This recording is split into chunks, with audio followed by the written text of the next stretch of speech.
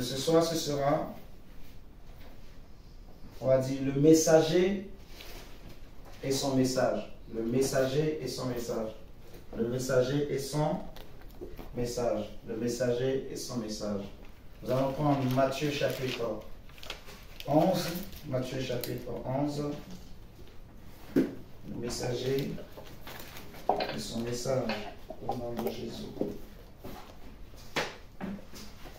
Matthieu chapitre 11.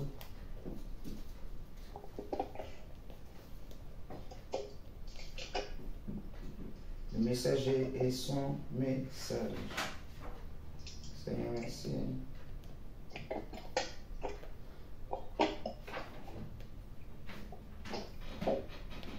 On avait parlé la semaine passée le dimanche passé du vin nouveau. On avait expliqué finalement que le vin nouveau, c'est l'image. En fait, le vin, c'est l'image du sang. Et Jésus va dire dans Matthieu 26 que prenez et mangez, ceci est mon corps.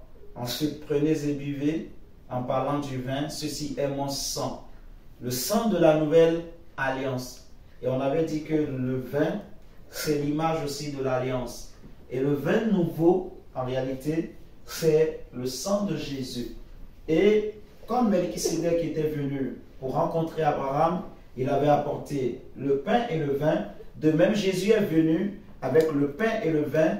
Mais ici, le pain et le vin, c'est son corps et c'est son sang. Amen.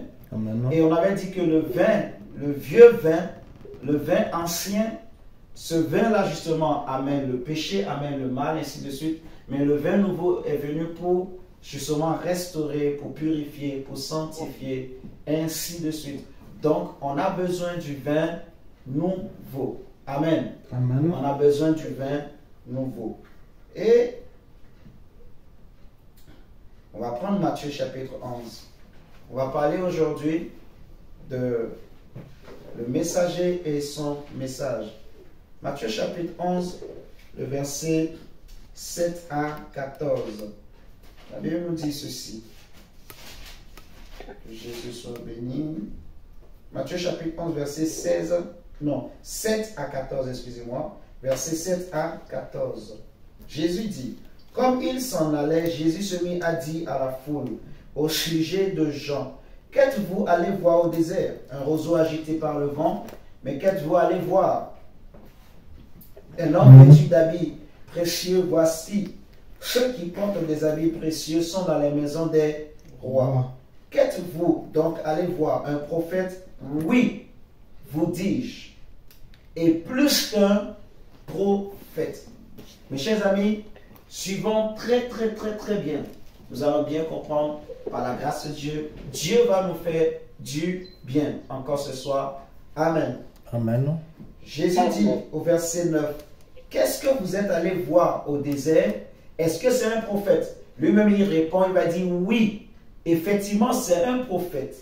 Mais il ajoute, et plus qu'un prophète. C'est-à-dire que ce que les Israéliens étaient allés voir au désert, Jésus dit qu'il est plus qu'un prophète. C'est-à-dire il est plus grand qu'un prophète. Et il va donner la raison. Verset 10. Il dit, car c'est celui dont il est écrit, voici, j'envoie mon messager devant ta face pour préparer ton chemin devant toi.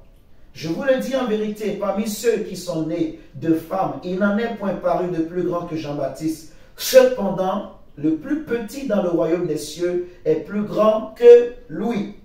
Depuis le temps de Jean-Baptiste jusqu'à présent, mes frères et sœurs, le royaume des cieux est forcé. Et ce sont les violents qui s'en emparent. Car tous les prophètes et la loi ont prophétisé jusqu'à Jean. Et si vous voulez le comprendre, c'est lui qui est l'Élie qui devait venir. Amen. Amen. On va prendre Malachie chapitre 3. Malachie chapitre 3. Et nous allons partager la parole du Seigneur. Malachie chapitre 3. Malachie, c'est avant Matthieu. C'est le dernier livre de l'Ancien Testament, de l'Ancienne Alliance. Amen. Malachie chapitre 3, juste le verset 1. Le Seigneur dit, voici, j'enverrai mon messager. Il préparera le chemin devant moi. Et soudain entrera dans son temple le Seigneur que vous cherchez et le messager de l'alliance que vous désirez. Voici, il vient, dit l'Éternel des armées.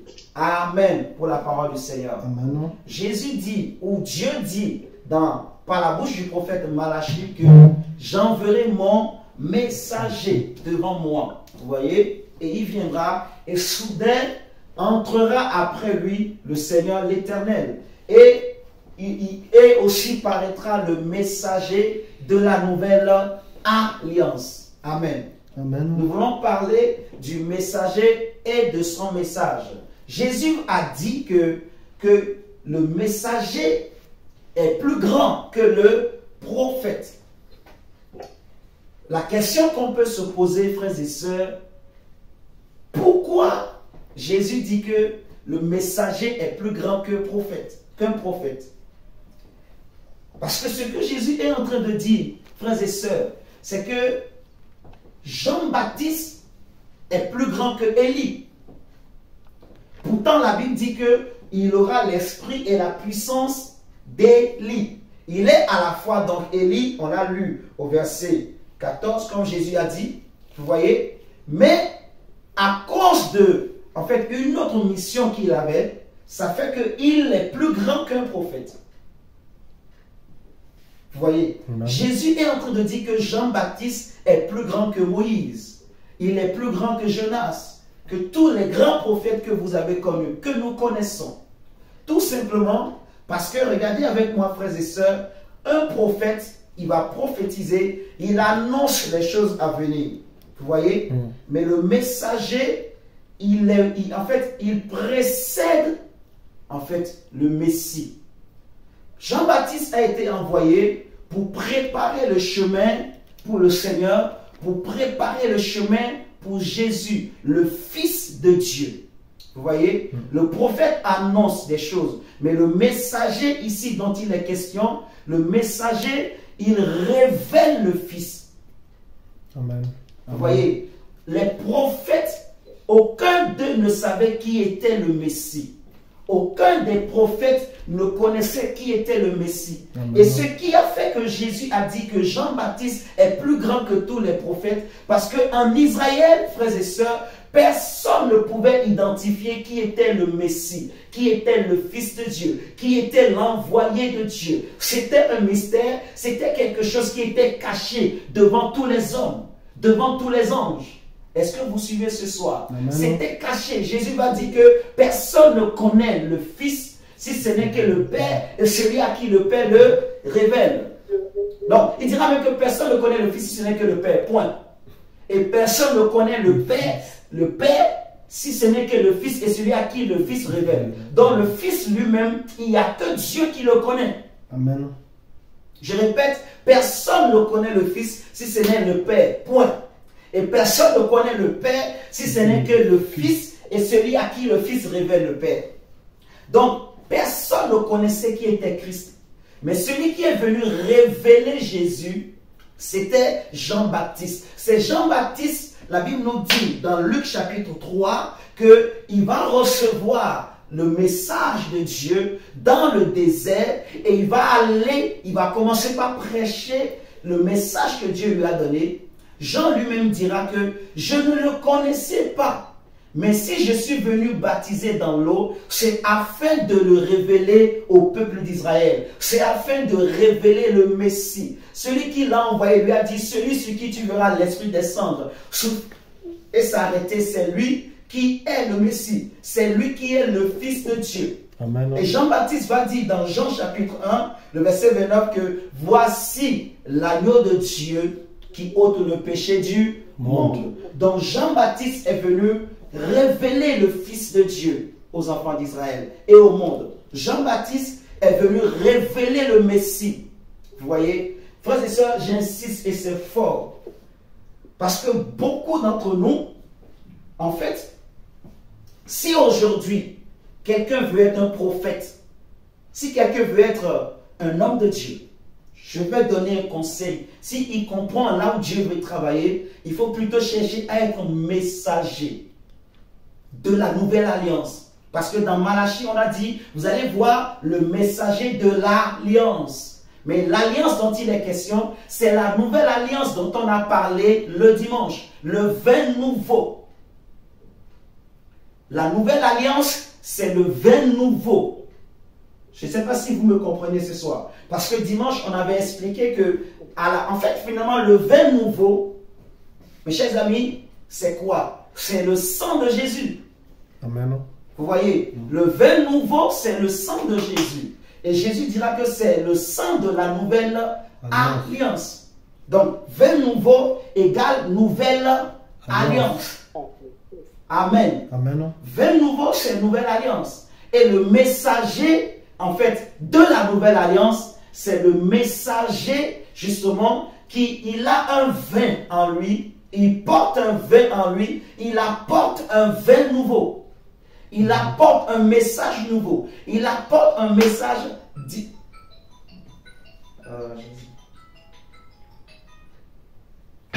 excusez-moi. Le messager, il apporte un message nouveau, différent. Amen. Amen. Jean-Baptiste est venu révéler le Fils de Dieu.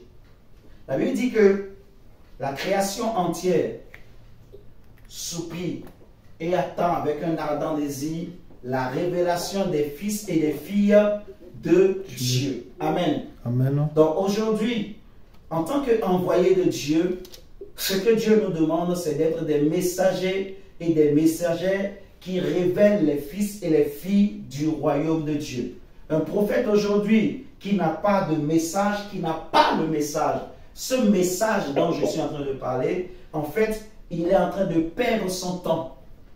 Vous voyez, il est en train de perdre son temps. Il y a un messager, il y a un message. Il y a un message que Dieu donne aux messagers. Aujourd'hui, il faut qu'on révèle le Fils de Dieu.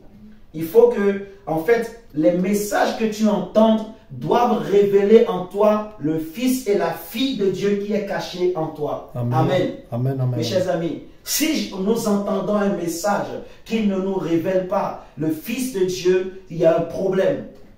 Vous voyez? Si tu veux être plus grand qu'un prophète, cherche à être un messager et une messagère de la bonne nouvelle du royaume de Dieu. Amen, amen. Amen. Seigneur, merci.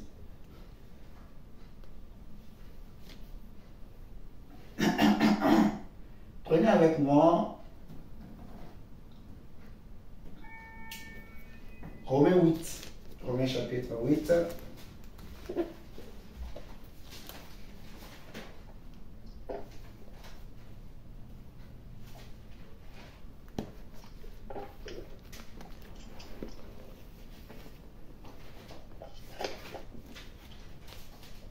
Romains chapitre 8. Verset 18 à 22. Romains chapitre 8, verset 18 à 22. La Bible dit, j'estime que les souffrances du temps présent ne sauraient être comparées à la gloire à venir qui sera révélée pour nous. Aussi la création attend-elle avec un ardent désir la révélation des fils de Dieu. Car la création a été soumise à la vanité, non de son gré, mais à cause de celui qui l'y a soumise, avec l'espérance qu'elle aussi sera affranchie de la servitude de la corruption, pour avoir part à la liberté de la gloire des enfants de Dieu. Or, le verset 22 nous dit ceci. Or, nous savons que jusqu'à ce jour, la création tout entière soupire et souffre les douleurs de l'enfantement. La création soupire et souffre les douleurs de l'enfantement. La création attend avec un ardent désir la révélation des fils et des filles de Dieu. Alléluia. Amen. Mes chers amis, le monde attend de voir les fils et les filles de Dieu. Et ce qui m'intéresse vraiment, en fait, Jean-Baptiste avait cette capacité-là que Dieu lui avait donné de reconnaître un fils de Dieu, de reconnaître une fille de Dieu. Je répète, en fait, ce que Jean-Baptiste avait de plus que tous les prophètes que Jésus a dit, c'est que il avait un talent que Dieu lui a donné qui lui permettait de pouvoir reconnaître les fils et les filles de Dieu et de révéler aux hommes les fils et les filles de Dieu. La Bible dit que la création attend avec un ardent désir la révélation. Jean-Baptiste est venu révéler le Fils. Jean-Baptiste est venu révéler le Fils de Dieu. Donc le messager, son message vient pour révéler le Fils de Dieu. Premièrement, Jésus-Christ lui-même, mais aussi pour révéler l'enfant de Dieu qui est caché en chacun de nous. Alléluia. Amen. Il y a un désir, en fait. Il y a un ardent désir. Il y a un grand désir, mes chers amis, de la création, la Bible dit. Il y a un désir. Il y a un désir. Il y a un désir de voir, un désir de révélation. La nature soupire, la nature veut voir le Fils de Dieu. La nature veut voir la fille de Dieu qui est cachée, qui est cachée en moi, qui est cachée en toi.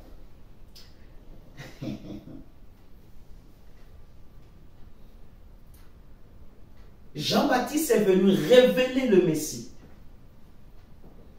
Et cette capacité-là, Jésus l'a aussi donnée à quelques-uns des hommes et des femmes qui ont cru aussi en lui.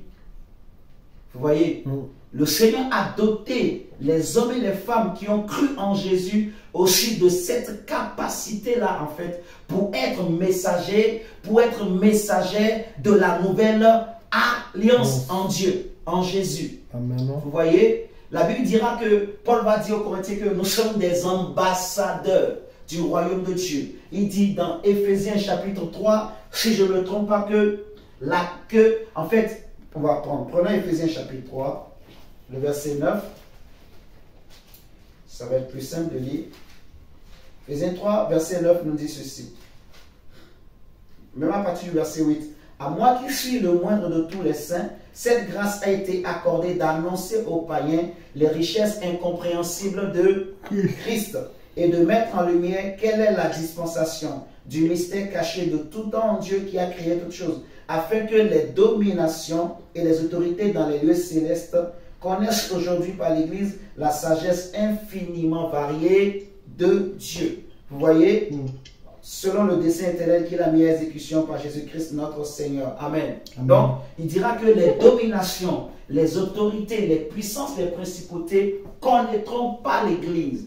Donc, il y aura une révélation qui va se manifester, mais au travers de l'Église, au travers des hommes et des femmes qui ont cru en Jésus. Amen. Amen. Cette capacité-là, en fait, de révéler Jésus, de révéler le message, en fait, de révéler les fils et les filles du royaume de Dieu, en fait, elle est en nous, elle est en chacun de nous. Dieu nous l'a doté, chacun de nous. Vous voyez, ce n'est pas moi qui révèle, mais c'est Jésus qui agit en nous pour révéler lui-même, pour révéler son message, pour révéler son royaume, pour révéler son Père, pour révéler Christ. Amen. Alléluia. Amen. Je ne sais pas comment je vais prêcher ce message. Oh Saint-Esprit. Parce que, mes chers amis, en fait, il y a un message. En fait, il y a un message que nous devons cerner et comprendre. En tant que chrétien, je dois comprendre, en fait, il y a un message. Ce n'est pas tous les évangiles qui sont évangiles. Vous voyez, ce n'est pas tout ce que nous entendons qui est vraiment ce qu'il faut qu'on entende. En gros, il y en a qui peuvent venir devant le pupitre, il va raconter sa vie, il va vous parler de tous ses rêves et de tous ses songes. Est-ce que vous me suivez ce soir? Amen. Il n'y a pas la vie dedans. Mais le messager, il vient pour une mission. Il vient pour révéler Christ, pour révéler le Fils. Il vient pour t'amener, m'amener moi aussi, en fait, à réaliser le Fils et la fille de Dieu qui est caché en moi. Et ce que Jésus dit, c'est que Jean-Baptiste est plus grand qu'un prophète. Jean-Baptiste est plus grand qu'un prophète. Donc le messager est plus grand qu'un prophète. En fait, si vous regardez bien, le ministère de Jean-Baptiste, il n'a fait aucun miracle. Mais c'était un homme qui était révolutionnaire. Jean-Baptiste est venu, la Bible dit, il ne mangeait pas la nourriture de tous les hommes, il mangeait que des sauterelles, il s'habillait avec un vêtement des peaux de chameau, alléluia, Amen. Et il vivait dans le désert. Donc en réalité, on peut dire qu'en apparence, il n'avait rien pour plaire, pour attirer. Et il s'est mis dans le désert. La Bible dit qu'il s'est positionné auprès du Jourdain et il s'est mis à baptiser. Pendant qu'il baptisait, tout Israël venait à lui. Donc peut-être qu'aujourd'hui, on ne réalise pas l'ampleur du ministère de Jean-Baptiste, mais c'était un grand ministère. Parce qu'avant lui, personne n'avait encore fait cela. Au point que les chefs religieux vont envoyer une délégation pour aller voir Jean-Baptiste, pour lui poser la question, pourquoi tu es en train de baptiser dans l'eau? Vous voyez? Et Jean-Baptiste va dire en fait que je baptise dans l'eau parce que je suis en train de faire ça pour révéler le Fils. Il va dire que moi je ne suis pas le prophète que vous attendez. Je ne suis pas le Messie. Mais j'ai été envoyé pour le révéler, pour le présenter, pour préparer les cœurs, pour le recevoir. Vous voyez? J'ai un message. Je suis un messager de la nouvelle alliance. Amen. Je suis le messager de... Je suis l'un des messagers, en fait, je vais dire, de la nouvelle alliance. Et vous imaginez, tout Israël venait à Jean-Baptiste pour être baptisé dans l'eau. Tout Israël. C'est-à-dire que si Jean-Baptiste n'avait pas fait ce travail, en fait, tous ces gens qui ont cru en Jésus, comme les André, les Jean, vous voyez, ils n'allaient pas peut-être connaître Jésus. Qui a montré à André et Jean qui était Jésus? C'est Jean-Baptiste. C'est lui qui va... Parce que André et Jean étaient disciples de Jean-Baptiste. Et c'est quand il va dire, voici l'agneau de Dieu. Et c'est là qu'ils vont maintenant laisser Jean-Baptiste. Donc, Paul va dire dans Romains que nous ne nous prêchons pas nous-mêmes. Mais c'est Jésus-Christ que nous prêchons. Nous ne prêchons pas nous-mêmes, non. Nous prêchons le Messie. Nous prêchons le Fils de Dieu. C'est lui le message. Vous voyez? Amen. Nous prêchons, nous élevons Jésus. Nous prêchons le royaume de Dieu. Nous ne faisons pas des règlements de compte. Vous voyez? Nous ne cherchons pas qui est sorcier, qui n'est pas sorcier, qui est... Non, nous prêchons Jésus. Nous prêchons la parole de Dieu. Amen. Quand Jésus est élevé, Jésus a dit, lorsque vous élèverez le Fils de l'homme, c'est alors que vous saurez qui il est réellement. Vous voyez? Amen. En fait, Paul va dire aux Romains, aux Corinthiens, en fait, lorsque je suis arrivé chez vous, Corinthiens, je n'ai pas eu la pensée de connaître autre chose que Jésus-Christ et Jésus-Christ crucifié. Vous voyez? Amen. Je n'ai pas cherché à connaître autre chose. Je n'ai pas cherché à savoir qui est sorcier, qui est sorcière. Je n'ai pas cherché à savoir qui me combat, qui ne me combat pas. Je n'ai pas cherché à savoir rien de tout cela. Tout ce qui m'intéressait, c'était de savoir Jésus-Christ et Jésus-Christ crucifié. Parce que la prédication de la croix est une puissance. Amen, Mes chers amen. amis, Jésus est venu avec le vin et le pain et le vin. Vous voyez? Et c'est pour établir une alliance, mes chers amis. L'alliance par le sang est forte. Vous voyez? Si les démons, les esprits de famille nous combattent souvent, c'est à cause de l'alliance du sang. Vous voyez? Un féticheur, il va demander à quelqu'un de la famille, amène un coq. Il amène le coq, lui tue. Mais en réalité, ce sang qui coule, c'est le sang de la famille. Et il établit une alliance dedans et c'est fini. Vous voyez? Donc le sang, c'est un véhicule, un moyen qui est utilisé dans le monde spirituel pour établir une alliance qui va se perpétuer Vous voyez? Et ici, nous ne parlons pas du sang d'un coq, ou d'un bouc, ou d'un taureau, ou d'une vache. Nous parlons du sang du Dieu vivant. Amen, le sang de Jésus-Christ de Nazareth. Le Dieu, Paul va dire, le Dieu qui vous a sauvé par son sang. Le sang de Jésus. Le sang en fait, le sang qui ne peut pas pourrir. Le sang qui ne peut pas périmer. Le sang qui ne peut pas être détruit. Le sang qui est pur, qui est saint. Le sang en qui il n'y a pas de péché, il n'y a pas de mal. Nous prêchons Jésus-Christ de Nazareth. Amen, amen, amen. Amen. Le message, c'est Jésus. Jésus est le centre. Il est la pierre angulaire. Il est celui que tous les dimanches, tous les jours, quand on se réunit, on doit élever.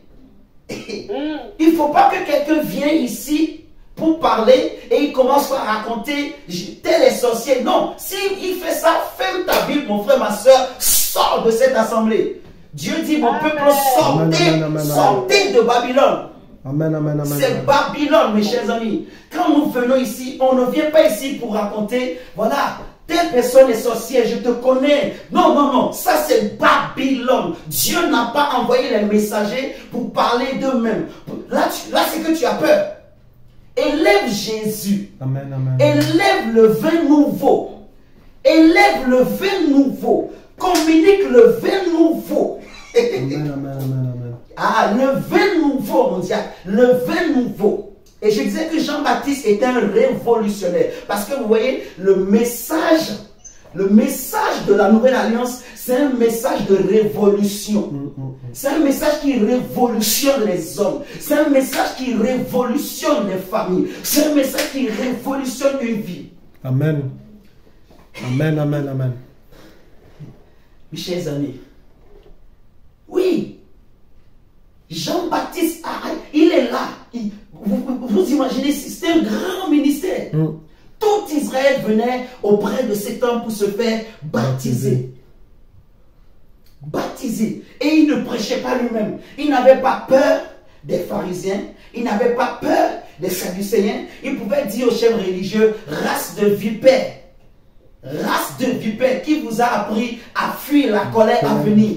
Il a dit à Hérode, malgré que Hérode était roi, il n'a pas regardé sa royauté. Il lui a dit, il ne t'est pas permis de prendre la femme de ton frère. Et c'est à cause de ça qu'on l'a mis en prison. Mais il n'avait pas peur. Même si on me coupe la tête, il n'avait pas peur. Vous voyez, le message. Élevez Jésus. Alléluia. Jésus, Jésus. Prêchez le royaume. Amen, amen, amen. Paul va dire à Timothée, prêche le royaume en toute occasion, favorable ou non, en tout temps. Donc si quelqu'un vient, ne serait-ce qu'une fois, et il commence par te parler d'un autre nom, il commence par vous parler d'un autre nom, il n'est pas en train de te donner un vin nouveau. Or, tu as besoin de vin nouveau. Amen. Vous voyez, nous sommes dans le temps où c'est maintenant le vin nouveau. Le vin vieux a vieilli. La Bible dit que l'ancienne alliance a vieilli. Elle est terminée pour Dieu. Aujourd'hui, nous sommes dans une nouvelle alliance. C'est le vin nouveau qu'il faut élever. C'est le vin nouveau qu'il faut faire boire aux hommes. Amen, amen, amen. Le message, mon diacre, le message, ce n'est pas nos vies, ce n'est pas nos biens, ce n'est pas nos sons. Non, c'est un nom. Vous voyez, il faut aller chercher c'est quoi le message. Il faut aller lire la parole de Dieu. Il faut aller s'asseoir au pied du Seigneur. Et le Seigneur va te donner. Nous ne nous prêchons pas nous-mêmes, mes chers amis. C'est Jésus que nous prêchons. Paul arrivait chez les Corinthiens. Il a commencé par prêcher la parole de Dieu. Il a prêché, prêché, prêché. La Bible dit qu'à un moment donné, il y a des Juifs qui se sont opposés à lui. Et Paul s'est mis de côté. Il y a certains qui ont cru. La nuit là même, Dieu est venu dire à Paul, ne te tais pas, ne t'arrête pas, prêche. Parce que j'ai un peuple nombreux dans cette ville-là où tu te trouves, que je veux sauver, que je veux toucher. Prêche Jésus, prêche le vin nouveau, prêche le message de la nouvelle alliance, prêche le message de cette vie. On a arrêté Pierre, on l'a mis en prison. parce qu'on voulait empêcher Pierre de parler et l'église était en train de prier, Dieu va dépêcher un ange qui est venu faire sortir Pierre et l'ange va dire, allez dans le temple, c'est même pas Pierre seul. L'ange va les faire sortir de prison, il va leur dire, allez dans le temple et prêchez le message de la vie, de cette vie nouvelle, le message du vin nouveau. Que les hommes boivent le vin nouveau. Le vin nouveau, mes chers amis. Regardez avec moi. On va prendre, allez, Psaume 68. On va prendre Psaume 68.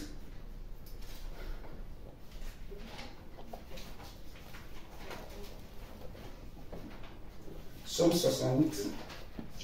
On va lire le verset 12 à 19. Psaume 68. Verset 12 à 19.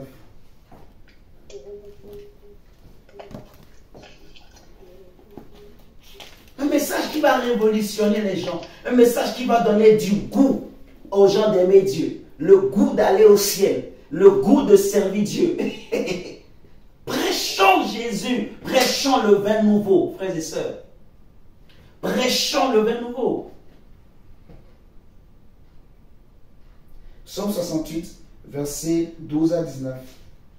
La Bible dit, le Seigneur dit une parole et les messagers plutôt, de bonnes nouvelles sont une grande armée.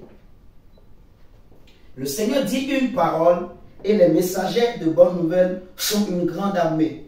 Les rois des armées fuient et celles qui restent à la maison partagent le butin.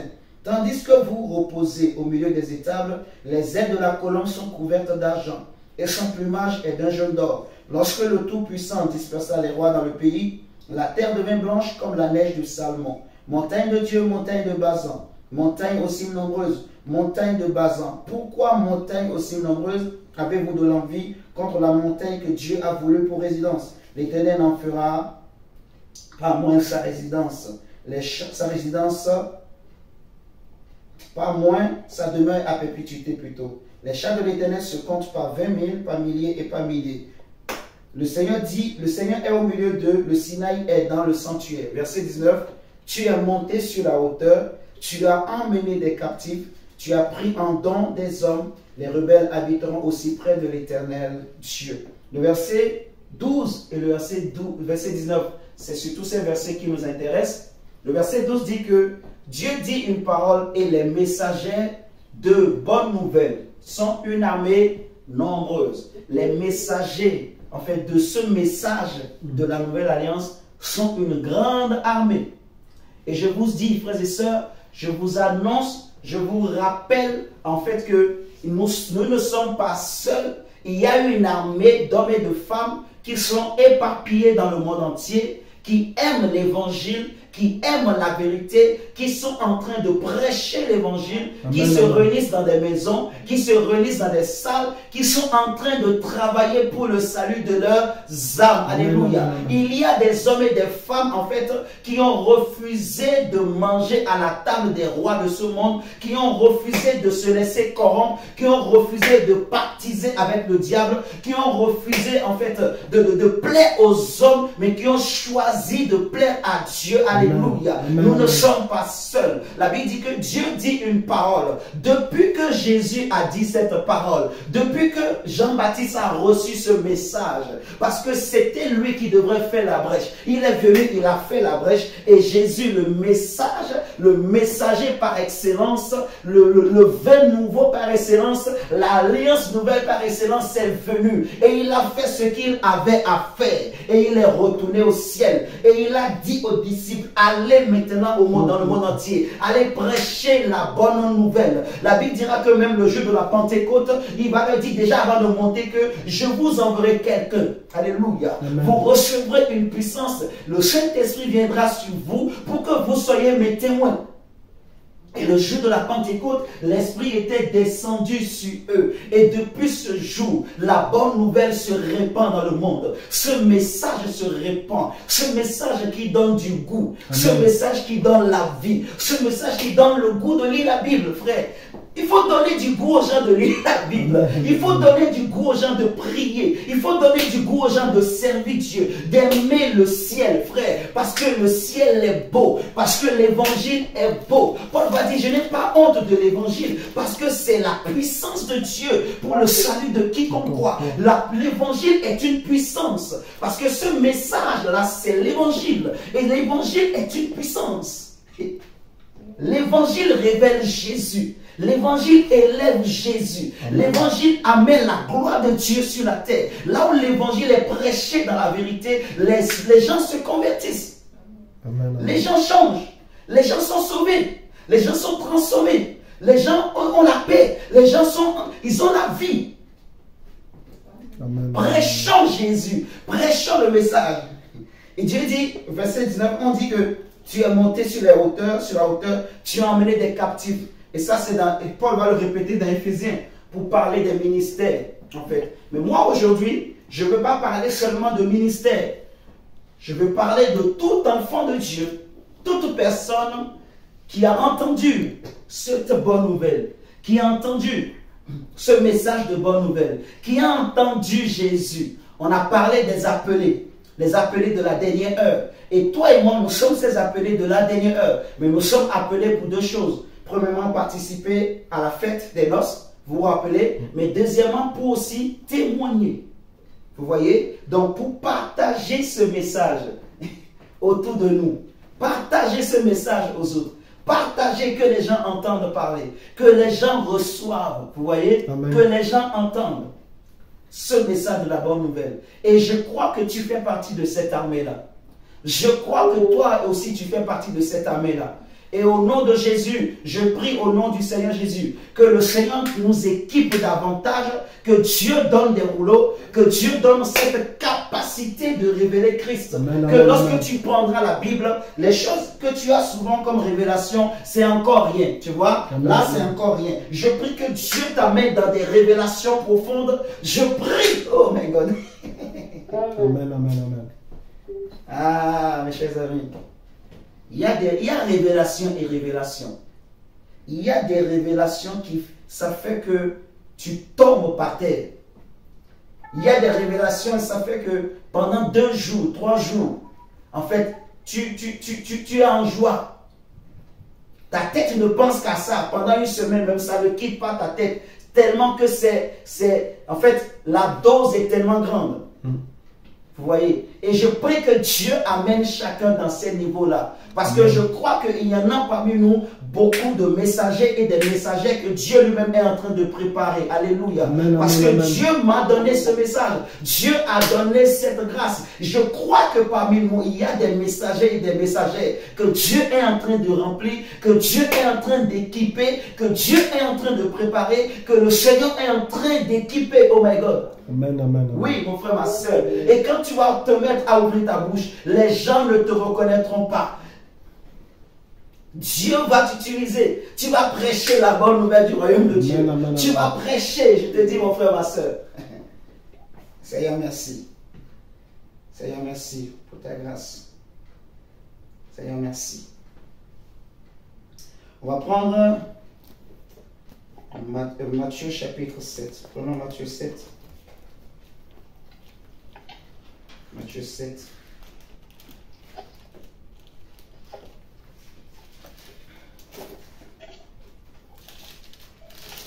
Matthieu 7, verset 15 à 20.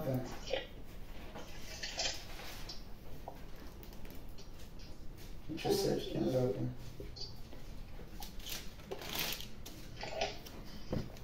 Parce que, en fait, vous devez savoir que quand il y a une nouvelle alliance comme ça que Dieu amène, il y a toujours aussi, l'ennemi n'est pas loin, en gros. L'ennemi cherchera toujours à amener la confusion pour que les gens, justement, ne boivent pas ce vin nouveau. Donc, il va susciter des faux prophètes, en fait. Des faux prophètes. Des faux prophètes. Il va susciter des faux prophètes. Matthieu 7, verset 15 à 20. Le Seigneur dit, gardez-vous des faux prophètes. Ils viennent à vous en vêtements de brebis, mais au-dedans, ce sont des loups ravisseurs. Vous les reconnaîtrez à leurs fruits. Cueille-t-on des raisins sur des épines ou des figues sur des chardons? Tout bon arbre porte de bons fruits, mais le mauvais arbre porte de mauvais fruits. Un bon arbre ne peut porter de mauvais fruits, ni un mauvais arbre porter de bons fruits. Tout arbre qui ne porte pas de bons fruits est coupé et jeté au feu. C'est donc à leurs fruits que vous les reconnaîtrez. En parlant des faux prophètes, en parlant des faux messagers, vous voyez, qui se déguisent en anges de lumière, qui prennent l'apparence d'agneaux, de brebis, qui se déguisent en fait, mais pour tromper les hommes, tromper les enfants de Dieu, par des séductions de toutes sortes. Vous voyez, on reconnaît un arbre à ses fruits, mes chers amis, que personne ne se laisse séduire. On reconnaît un arbre à ses fruits. Si quelqu'un est vraiment un messager, tu le sauras au travers de son message. Parce qu'on reconnaît le messager par son message. Vous comprenez? Jésus dit, on reconnaît un arbre à son fruit. On reconnaît un vrai messager comme Jean-Baptiste, comme Paul, comme Pierre. On reconnaît un messager par son message. Vous voyez? Amen. La Bible nous parle d'un certain Bar Jésus qui était en Samarie, qui faisait beaucoup de miracles mondiaux, qui faisait beaucoup de choses. Et la Bible dira qu'il séduisait toute la ville de Samarie par ses miracles. Au point que les Samaritains disaient que ça, c'est la puissance de Dieu. Alléluia. Les Samaritains disaient que ce qu'il faisait, c'est Dieu qui le faisait. Alors qu'en réalité, c'était le diable. C'était l'ange de lumière, le diable, quoi. Qui était derrière. Mais jusqu'au jour où Philippe l'évangéliste, qui avait le vrai message, est arrivé à Samarie. Philippe a prêché, la Bible dit que il y avait une grande joie dans toute la ville, au point que même Bar Jésus là, lui aussi il a voulu, il a dit, moi aussi donne-moi Jésus. Mais il a reçu Jésus, le problème c'est qu'il n'a pas reçu bien. Parce que maintenant lui ce qu'il cherchait, c'est que Philippe lui vend ce pouvoir-là, et ensuite lui, il va commencer par continuer son business. Vous voyez, il voulait acheter le don de Dieu. Il voulait acheter Philippe. Il voulait en fait amener Philippe à tomber dans la compromission. Si Philippe vendait le don là, c'est fini, il allait le perdre. Parce que la Bible dit, vous l'avez reçu gratuitement, donné gratuitement. La grâce de Dieu ne peut pas se vendre. Vous imaginez un homme qui trompe toute une ville. Donc, un faux prophète, Bar Jésus. Et l'apôtre Pierre dira, de même qu'il y a eu des faux prophètes dans le passé, il y aura aussi parmi vous des faux prophètes, mes chers amis. Il ne faut jamais se fier à l'apparence. On reconnaît un arbre à ses fruits. Dis-moi, le messager là, celui qui te dit qu'il est messager, ou celle qui te dit qu'elle est messagère, dis quel est ton message? Est-ce que c'est Jésus ou bien c'est les songes, les rêves, c'est les sorciers, les satanistes? Dis-moi, quel est le message? Vous voyez? Il faut que ces choses-là disparaissent de nos bouches au nom de Jésus. Amen, amen. Il ne faut plus que quelqu'un vienne ici, il vient au nom de Dieu, il se met là, il commence par parler de voilà, il commence par détecter des sorciers, tout ça. On n'a pas besoin de ça.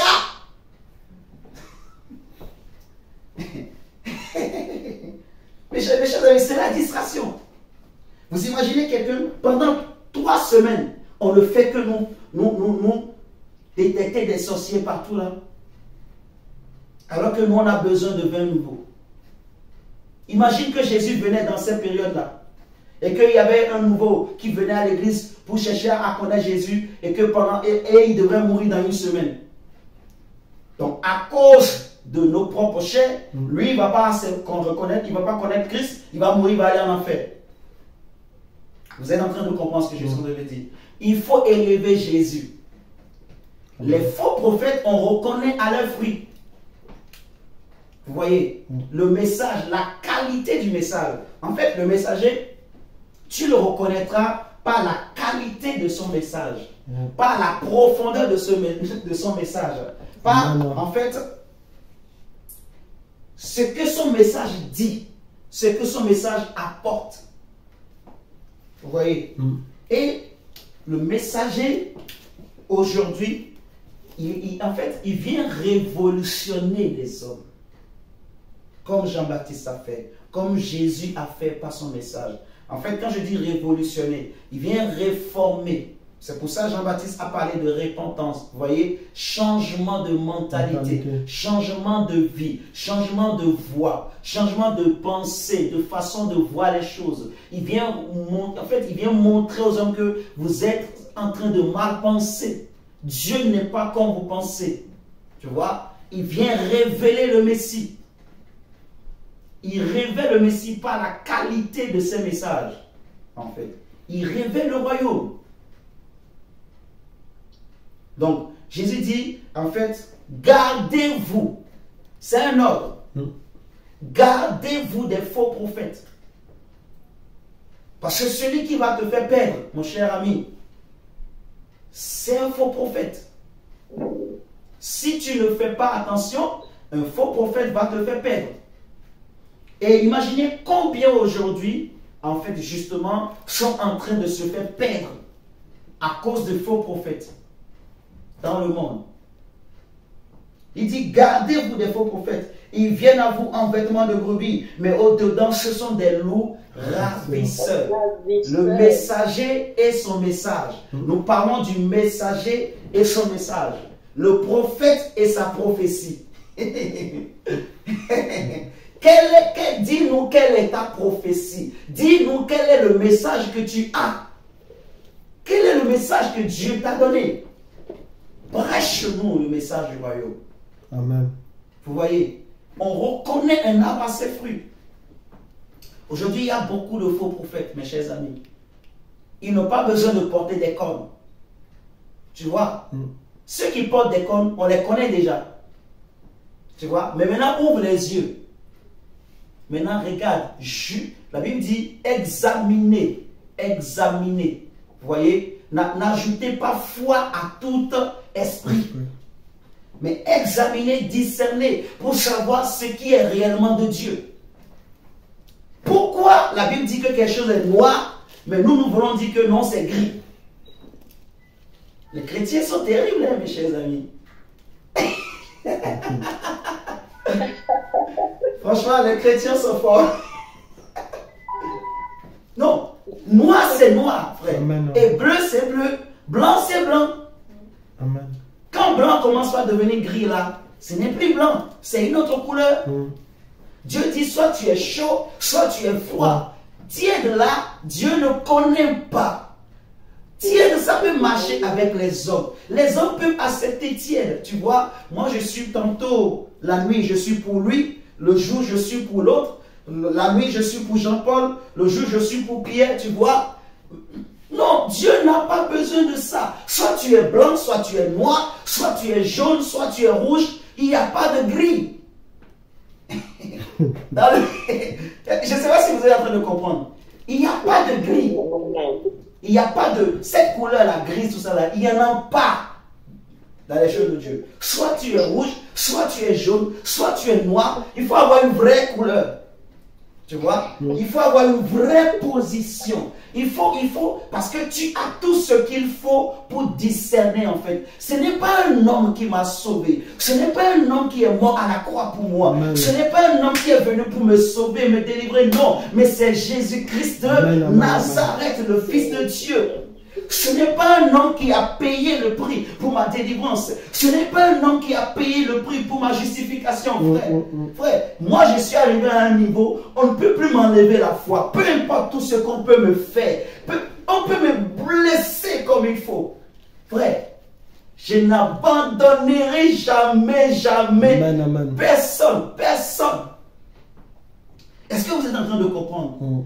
Il faut le message révolte. Ça, c'est la révolution. L'évangile est un message de révolution. Les gens, ils font des grèves, tout ça. L'évangile, c'est plus que la grève. Amen. C'est un message de révolution mentale, de révolution dans la tête, de révolution de manière de voir les choses, de révolution de manière de penser. L'évangile vient pour révolutionner l'homme. L'évangile prend un homme de la boue et l'élève. L'évangile prend un homme de la poussière et l'élève. L'évangile prend un homme qui ne pouvait pas le marcher et le met debout. L'évangile prend un homme qui était aveugle, il enlève les écailles. L'évangile prend un homme qui avait les oreilles fermées, il débouche ses oreilles. L'évangile prend un homme qui était nu, il va le revêtir. L'évangile prend un homme qui était vilain, il lui donne la beauté. L'évangile amène la révolution. L'évangile vient confondre les hommes sur leur propre terrain. L'évangile vient confondre les sages de ce monde. L'évangile vient pour montrer que la faiblesse de Dieu, elle est plus puissante que la sagesse des hommes. L'évangile vient pour confondre les théories humaines. L'évangile vient pour confondre la puissance qu'on appelle la force de la gravité. L'évangile vient pour confondre les choses. Amen, amen, amen. Amen. L'évangile, le message, Jésus-Christ de Nazareth, le message de la révolution, frère. Nous sommes en train de révolutionner des hommes et des femmes. Nous sommes en train de révolutionner des cœurs. Nous sommes en train de révolutionner une mentalité. Nous sommes en train de révolutionner quelqu'un. Amen, amen, amen, amen. Pour qu'on ne suit plus les hommes, pour qu'on ne soit plus attaché aux hommes, qu'on ne se laisse plus emporter par les hommes, emporter à tout vent de doctrine. Oh, Jean-Pierre va dire, oh non, moi je suis prophète. Oh, Jean-Charles va dire, ah non, moi, voilà, c'est moi, j'ai si, moi. Non. C'est Jésus qui est le Sauveur. C'est Jésus qui est le Messie. Il n'y a sous le ciel aucun autre nom qui nous a été donné par lequel nous pouvons être sauvés. Paul va dire, moi je ne suis pas mort pour vous. Apollos n'est pas mort pour vous. Que personne ne dise, moi je suis d'Apollos. Que personne ne dise, moi je suis de Christ. Non, Christ n'est pas divisé. Apollos n'est pas mort pour toi. Pierre n'est pas mort pour toi. Mais il n'y en a qu'un seul. Il n'y en a qu'un seul. Le Fils de Dieu, le Messie l'envoyé, qui est mort pour toi et moi, qui est venu pour nous sauver, pour que nous ne soyons plus esclaves des hommes. Alléluia. Au nom de Jésus-Christ. Alléluia. Amen. Le message et son messager. Le messager plutôt et son message. Frère, il y a beaucoup de faux aujourd'hui. Beaucoup. Et le travail des faux, justement, c'est d'amener dans le cœur des hommes la confusion. Tu vois? Que les gens soient comme ça. Ils ne savent pas quoi faire. Paul va dire que dans les derniers temps, il y aura des temps difficiles. Les hommes seront égoïstes, amis de l'argent. Il dit à Timothée, prêche la parole. Prenons Timothée. En tout temps, favorable ou non.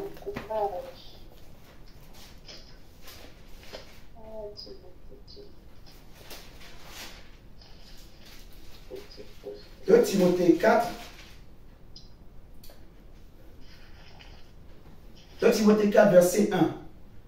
2 Timothée chapitre 4, verset 1. Je t'en conjure devant Dieu et devant Jésus-Christ, qui doit juger les vivants et les morts, et au nom de son apparition et de son royaume, prêche la parole. Insiste en toute occasion, favorable. En fait, on n'a pas dit prêche seulement un jour. On dit en toute occasion, que ce soit favorable ou non. Même si on t'a attaqué cette nuit-là, même si des sorciers sont venus t'attaquer cette nuit, mais quand tu vas te lever, prêche la parole. Ah, Jésus. Frère, c'est ça. Franchement, les chrétiens sont trop distraits. Hein? Les chrétiens sont trop distraits, ils sont trop distraits. Qui m'aime, qui ne m'aime pas. Ah, qui est mon ami, qui n'est pas mon ami, qui est rouge, qui n'est pas rouge, qui est jaune. Ah, lui là, je l'ai vu en songe, il avait les raffias. Oh, l'autre là, voilà, il avait des cheveux blancs. En plus, moi j'aime beaucoup, j'ai les cheveux blancs sur ma tête là. Ah, l'autre là, je l'avais vu, il n'avait pas de pied. Frère, sortons de toutes ces choses. Si Dieu t'a établi comme messager, prêche le message en toute occasion. Amen. La Bible dit favorable. Ça a coupé. Favorable ou non?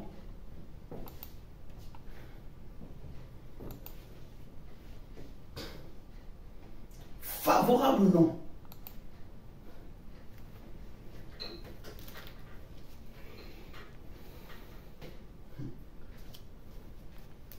Seigneur, merci.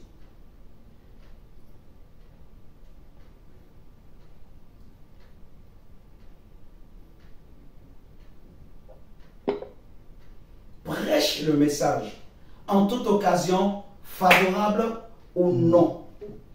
Reprends, s'ensuit, exhorte avec toute douceur et en instruisant, car il viendra un temps où les hommes eux-mêmes ne supporteront pas la saine doctrine, mais ayant la démangeaison d'entendre des choses agréables, ils se donneront une foule de docteurs selon leur propre désir.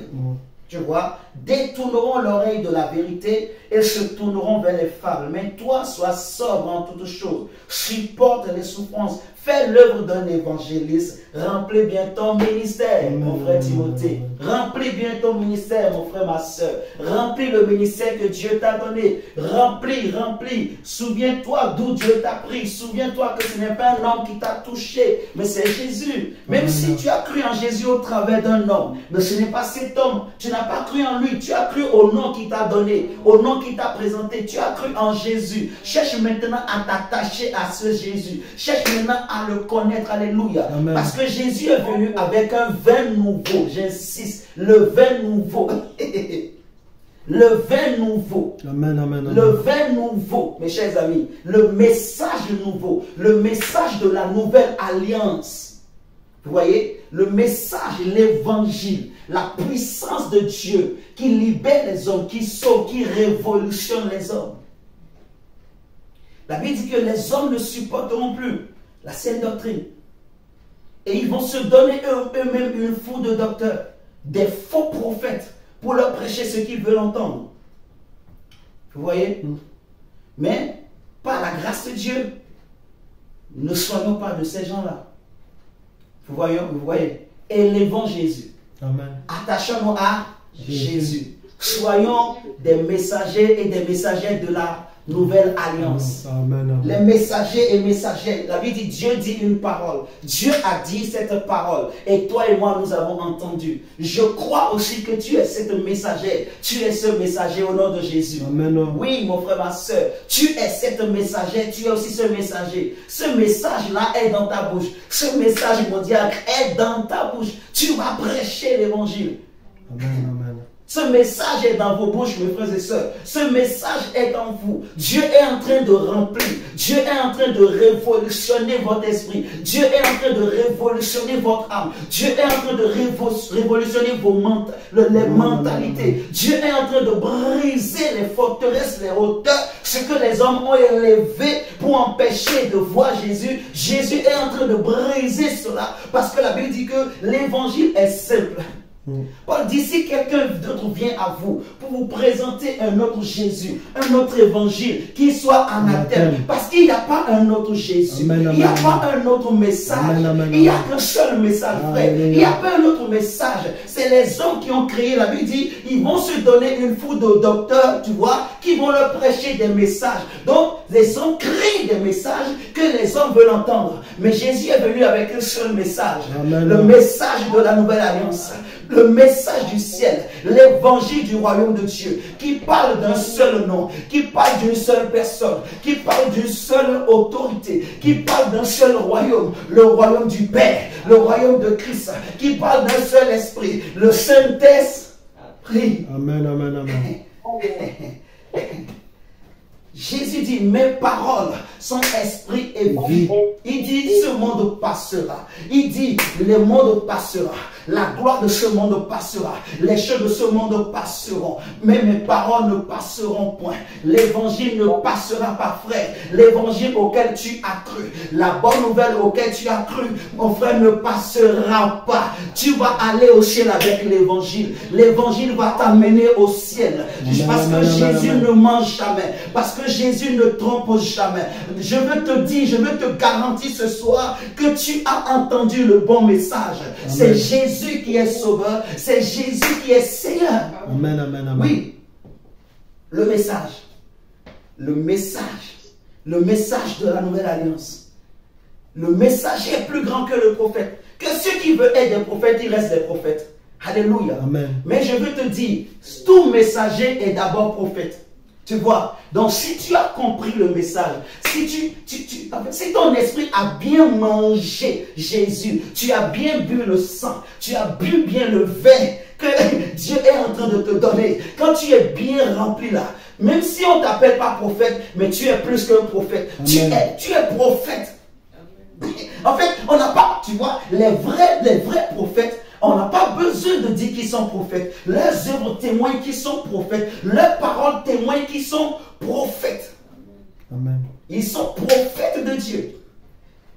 Prophète, c'est celui qui parle de la part du Seigneur. C'est le messager par excellence.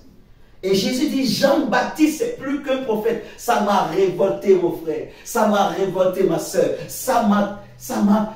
Le Seigneur m'a dit, tu as vu, Jean-Baptiste est plus qu'un prophète. Regarde, mon fils, le prophète, il annonce, mais le messager, il révèle le Fils.